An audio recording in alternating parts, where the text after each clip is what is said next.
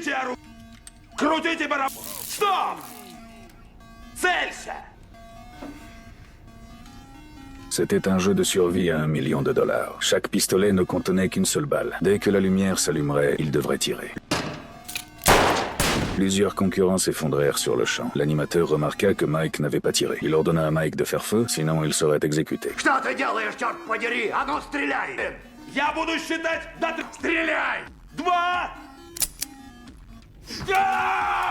Mike voulait abandonner le jeu, mais une fois la partie lancée, il n'y avait plus de retour possible. Les parieurs qui avaient misé sur lui l'insultèrent, lui ordonnant de respecter les règles. Bientôt, le second tour débuta. Cette fois, les participants disposaient de 2 balles. Ils armèrent leurs pistolets et visèrent à nouveau. Dès le signal lumineux, d'autres joueurs tombèrent. Mike eut de la chance de survivre. L'homme derrière lui fut abattu, avant même de pouvoir tirer. Au bout de 2 manches, les concurrents étaient au bord de la crise de nerfs. L'un d'eux perdit complètement le contrôle de ses émotions. Le personnel lui injecta de force un sédatif et le porta sur la plateforme de jeu. Le troisième tour commença. Chaque joueur avait 3 balles. Les chances d'être touché passaient à 1 sur 2. La tension avait disparu du visage de Mike. Le signal clignota et de nouveaux joueurs s'effondrèrent. Il ne restait plus que 5 personnes sur le terrain. Pour amplifier le suspense, l'animateur modifia les règles du jeu. 5 boules étaient posées sur la table. 3 blanches et 2 noires. Les joueurs qui tiraient une boule noire s'affronteraient dans le duel final. Malheureusement, Mike fut sélectionné. Les 2 concurrents se firent face. Chacun avait 3 balles dans son arme.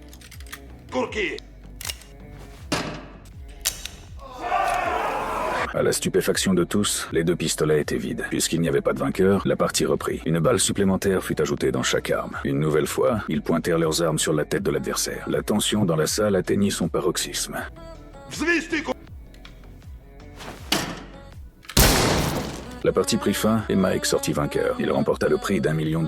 Le croupier proposa de l'accompagner jusqu'à la gare. Mike feignit d'accepter, puis s'éclipsa discrètement. Il ne faisait plus confiance à personne. Mike arriva à la gare avec le million en liquide. Il remarqua soudain des policiers en train d'encercler le bâtiment. Comprenant qu'il y avait un problème, il cacha aussitôt l'argent dans une poubelle. Il s'avéra que la police surveillait Mike depuis le début. Mike fut emmené au commissariat. Les policiers voulaient obtenir des informations sur ce jeu clandestin, mais Mike affirma ne rien savoir. Comme il n'existait aucune preuve matérielle d'infraction, il fut rapidement libéré. Mike revint sur place, mais découvrit que la poubelle avait été vidée. Il se précipita vers le point de collecte des ordures pour fouiller les déchets et retrouva le sac d'argent. Il plaça l'argent dans un carton et l'expédia par colis chez lui. Puis il acheta une peluche à mettre dans sa valise. À peine monté dans le train, Mike remarqua un homme qui le suivait. Il savait qu'il n'avait pas d'issue. À l'instant où il se leva, l'homme tira un coup de feu, saisit la valise de Mike. C'était sa mise pour la prochaine partie. Dans les derniers instants de sa vie, Mike avala le bon d'expédition du colis.